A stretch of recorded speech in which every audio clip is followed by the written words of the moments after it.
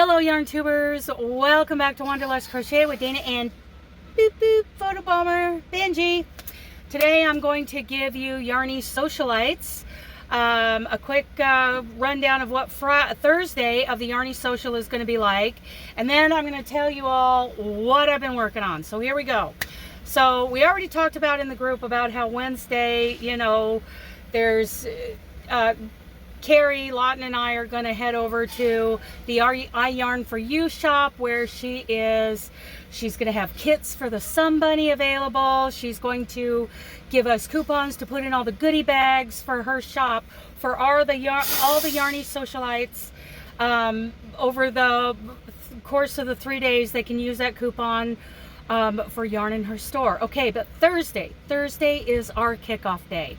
The doors open at 8 a.m. and you'll come into our 6 fabulous vendors. Carrie has worked long and hard to put together this short list of just, I want to say, power-packed vendors. We're going to have Cascade yarn, we're going to have bags and stitch markers and soaps and lotions, and plus a couple of our local indie dyers, hand dyers with their fabulous yarns.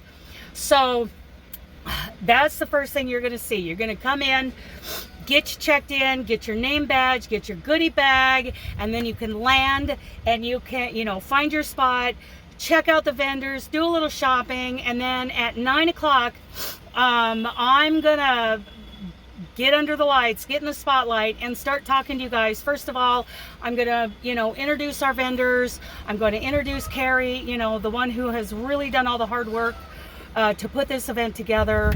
I'm going to talk to all the YouTubers in the room, introduce all of them, get those YouTubers doing their YouTube thing, and then we're going to discuss crochet in general, crochet as an industry. We're going to go over some topics like, you know, what are all the categories that crochet falls into, kind of all of that. We're going to have those discussions over the course of the 3 days.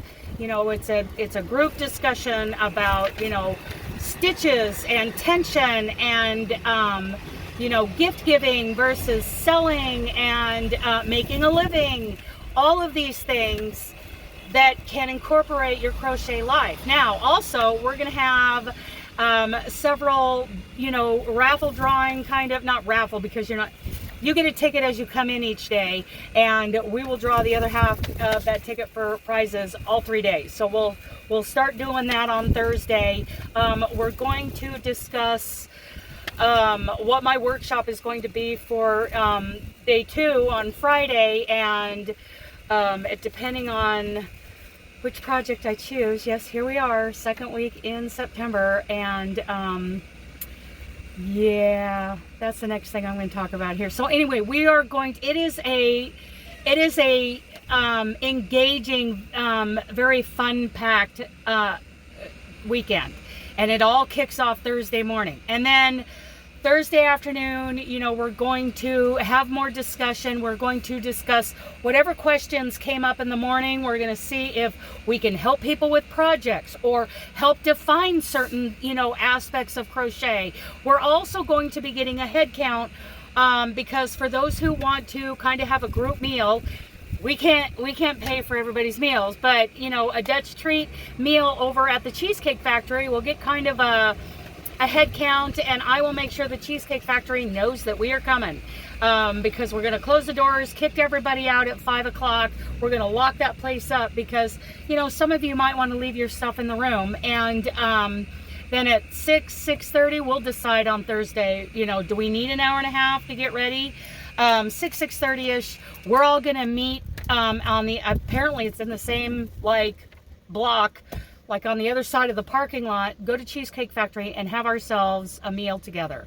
I think that's a great way for all of us to get to know each other, is to sit and eat, especially after all the intellectual work, you know, and discussion that we had all day Thursday.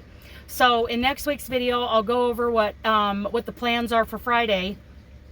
I'm very excited to get started. I can hardly wait for 8 o'clock Thursday, October 3rd of this year. I can hardly wait for that. Carrie and I have been just, we've been brainstorming and implementing ideas and making this the best year yet. And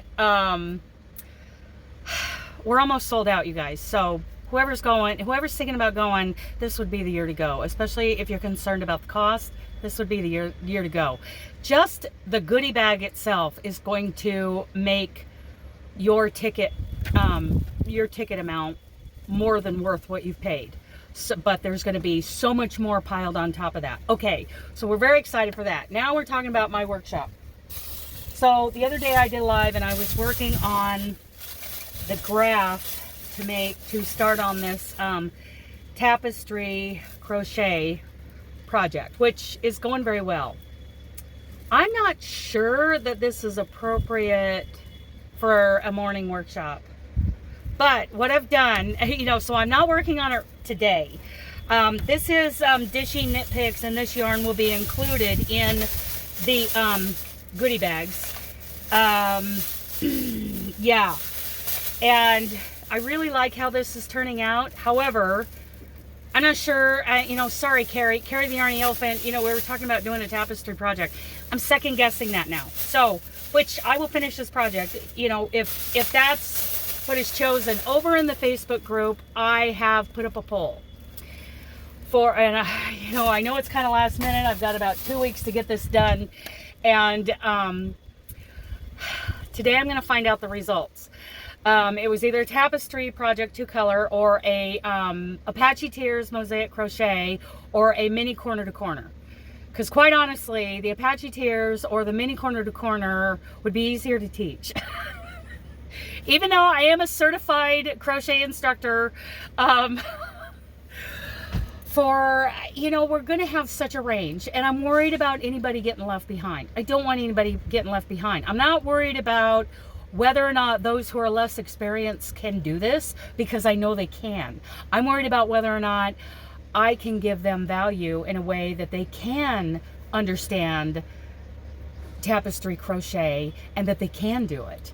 And that, it's not all just, flying through your stitches and then voila, I'm done. That, a lot of times it's the process. So anyway, all of that is going through my mind as I'm working on this project. So I put up the poll and I want to see what they choose. And the day that this video goes up, which will be Monday, I will find out. I will find out what, so if you haven't voted yet and you're a member of the group, go vote, especially if you're going to be there. I didn't make it exclusive to those who have already bought their tickets. If you're lurking in the group, please let me know what of those three, or you always have the option of putting a fourth option in there. So I want to know what you guys would be most interested in. So go do that, all of you, please. So in the meantime, I am trying to I may not have this done by the time we get to the Yarny Social, the Gumball Afghan from Tony. Now this is all about, for those of you who haven't heard me go on and on about this, this is our Mountain States Children's Home crochet along. And let me tell you about the Mountain States Children's Home in northern Colorado. There are 5, I believe I said, I'll have to check this. I know there are 5 houses on the property, and I believe there are 6, their capacity is 6 kids per house. And people like Raylene out of Wyoming have crocheted 7 of these blankets, right? But if you're not into crocheting blankets, but you still want to do something for these very deserving kids, I mean, very deserving kids, you could always do a Somebunny. And, the link to the Somebunny playlist is down in the description box. People like Nisi and a couple of others who are so amazing, and we tease them about being overachievers. They have made a Gumball Afghan and a matching Somebunny. So, there's always that. We want to make sure all these kids have what they need. Now, yes, there are other charities going on that involve just as deserving kids. Absolutely. And if you can only choose, 1 or 2 to do, because there's several out there that I can think of off the top of my head right now, and you can do them all, then do them all. But if you can only do one, choose the one that really speaks to your heart. Let me tell you about these kids. First of all, someone suggested that the children's home took their children away from them. That is not their role. They don't have the authority to do that. The children's home is a safe place to land for these kids who have been separated from their families for whatever reason. Okay, there could have been, you know, a death in the family that left these children without, you know, parents, you know, and they're still deciding who those kids are going to go to. You know, maybe there was less than favorable, maybe abusive situations at home, and the courts need to figure that out. Maybe the parents need to work through some things for a short time, and during that time, before they get their kids back, the kids are safe. This is a safe, loving, nurturing environment. And you know, and there are always situations where an angry person outside of the family has made a false report, and while that gets worked out, those kids have a safe place to be. While that gets worked out, I believe that those situations happen. So that's what the children's home is all about. So now these kids are 12 to 17 years old. Swift, your door just swung shut. I'll try to get his attention in a second. But I went with these kind of blues and greens, and some of you talked me into this dove gray, and I'm very happy that you did. So I'm not an amigurumi person, that's why, and some people would rather do an amigurumi than a blanket. So, you know, there's links to the information of that crochet along down below, so people could choose. I'm worried about Swift here. I got to get his attention. You know, we have to open our doors when we back into these docks, and one of his doors just swung, so I need to hang on.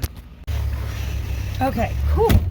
Wow, you guys are dark. Okay, so yeah, that one door swung, so we attach our doors to the sides of the trailer when we open them and back into the dock. Well, can you imagine? That door on the passenger side had swung like this, it would have been crushed up against the building. So I didn't want that for her. So it's all good now. She's got it. She's getting it all backed in. Good job, girl. Okay, so children's home. That is great. That is fun. What else can I show you? Hold on just a second. Okay, now, whoop. Isn't this cool? This is Jeanie Crow. This is a fabric that is made from her squares. Look at that. That's the columbine right there from the fruit garden. Anyway, so, oh, and the inside, for those of you who haven't seen it, those are single crochet stitches. It's great. So I've got some 3-weight, 100% superwash merino hand-dyed wool. So I've got all this, and I've got in my Yarn Boss bag, which I'm giving away a Yarn Boss bag at the Yarny Social. Love these bags. Okay, I've got all these others. I mean, this one's from Joanna at High Desert Yarn in Boise. These are from Tempe, Arizona. Look at these are vibrant. I mean, these are going to stand out in this blanket. And here, these are from, oh my goodness, Leap of Faith Yarns, you guys. This is called Caramel Apple Cobbler. Oh, my mouth waters every time I see those. Oh my goodness.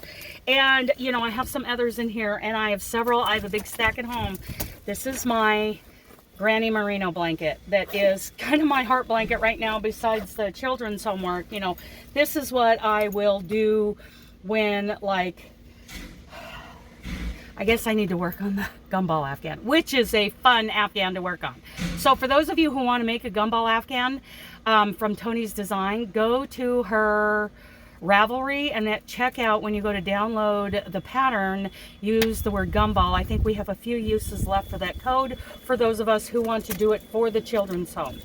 Otherwise, you could go to her blog and get it for free. So, you know, I mean, you can get it for free with the code, but if you don't want to use one of the codes and you feel like you can work it from the blog, please do.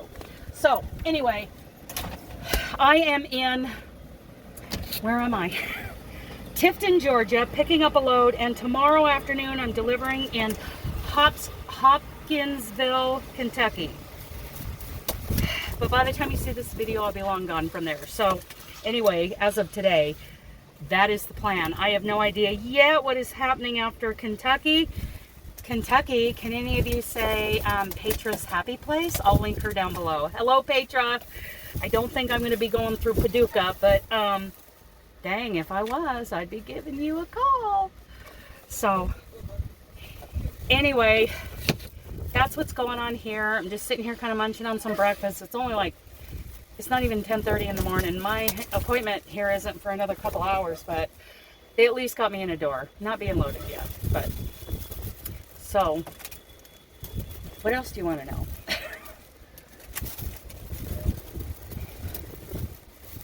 Beep, beep, beep. That's Benji. Okay, I'm gonna let you guys go so that I can at least do a couple of rows on the Gumball Afghan while I'm waiting. And I'll catch you all next week. I'm just gonna do some catch-up videos and get you guys, you know, caught up on what's going on. Next week, I will also give kind of a rundown on what Friday of the Pacific Northwest Yarny Social is supposed to be like, right? So I just want to say thank you guys for being here. You know, it has been since 2018. 19, 20, 22, 23, that's 6 years I've been on here. And I looked at it the other day, and I think I have 4,500 subscribers. That humbles me. That just humbles me. And I want to say thanks to all of you for sticking with me, thick and thin. And it has been thick and thin throughout the 6 years. So anyway, feeling a little gooey and emotional this morning, especially talking about the kids and talking about all of you and just how great life is going right now. So anyway, I hope you all have a really great day. I love you guys. Bye.